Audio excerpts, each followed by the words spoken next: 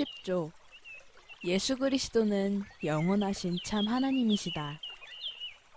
우리는 예수 그리스도가 그분의 신성에 따라 유일하게 하나님으로부터 나신 하나님의 아들이시고 영원전에 나셨으며 만들어지거나 창조되지 않으셨고 성부와 본질이 같으시면서 영원히 함께 계시고 하나님의 본체의 형상이시자 그분의 영광의 광채이시며 모든 것에 있어서 성부와 동등하심을 믿는다.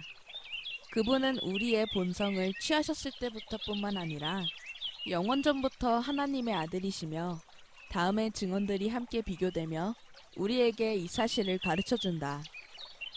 모세는 하나님께서 세상을 창조하셨다고 말한다. 그리고 사도 요한은 만물이 말씀을 통하여 창조되었다고 말하면서 이 말씀을 하나님이라고 부른다.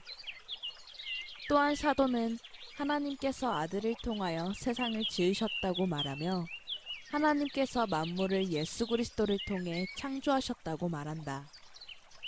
따라서 하나님, 말씀, 아들, 예수 그리스도라고 불리시는 그분께서 만물이 그분을 통해 창조되었던 그때에 존재하셨다는 결론이 반드시 따라오게 된다.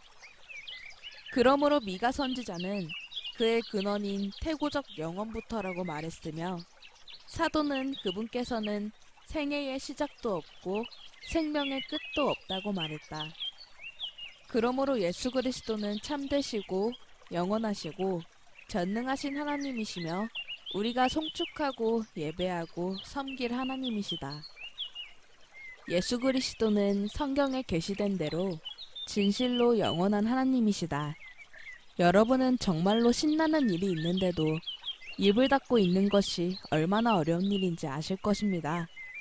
때로는 좋은 소식을 듣고도 말하지 말라는 부탁 때문에 비밀을 지켜야 할 때가 있습니다. 그럴 때는 이 비밀이 마음을 뜨겁게 만들 것이고 실수로 누군가에게 그 비밀을 흘릴 수도 있습니다. 이제 반대의 경우를 생각해 봅시다. 여러분이 무엇인가 중요한 이야기를 해야 하는데 아무도 듣지 않으려고 합니다. 부모님은 너무 바쁘십니다. 그래서 친구에게 가서 말합니다. 그런데 그 친구는 그 말을 믿지 않고 그럴 리 없어. 너는 거짓말쟁이야. 그건 네가 만들어낸 이야기일 뿐이야 라고 말합니다. 그렇지만 친구의 한 말은 진실입니다. 사실이라고 증명할 수만 있다면 얼마나 좋을까요? 얼마나 좌절스러울까요? 정말 무기력해질 것입니다. 왜 내 말을 듣지 않아? 이건 진짜라고 화가 나서 소리 지르고 싶어질지도 모릅니다.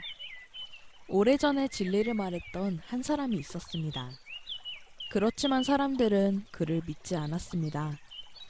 반대로 저 사람은 미친 게 틀림없어. 저 사람은 제정신이 아니야 라고 말했습니다. 사람들은 그 사람을 비웃었고 조롱했으며 마침내 죽이기까지 했습니다. 그 사람은 자신이 거짓말을 하고 있는 것이 아니라는 사실을 언제든지 증명할 수 있었음에도 불구하고 그렇게 하지 않았습니다. 만약 그 사람이 자신의 영광을 만물 위에 높이고 자신의 진실성을 그의 대적들이 부인할 수 없도록 증명했다면 그의 사역은 어긋났을 것이고 오늘날 사람들은 구원을 받지 못했을 것입니다. 우리가 말하고 있는 이 사람은 주 예수님이십니다. 그분께서 보내심을 받으셨으므로 사람들은 그분을 영접했어야 했습니다. 예수님이 이 땅에서 사셨을 때 많은 사람들은 그분이 하나님의 아들이시라는 사실을 믿지 않았습니다. 그들은 신인이라는 개념을 이해하지 못했고 그렇기 때문에 믿지 않았습니다. 그들은 어떻게 몸을 가진 사람이 하나님의 아들일 수 있냐고 반문했습니다.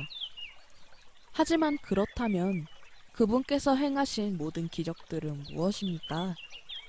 그분은 심지어 죽은 자를 살리셨습니다.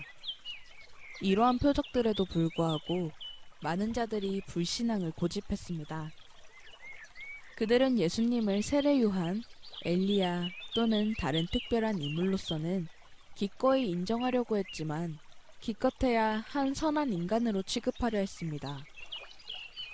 예수께서 충분히 말씀하셨고 사역을 통해서 충분히 보여주셨음에도 불구하고 그들은 예수님이 하나님이심을 믿지 않았습니다.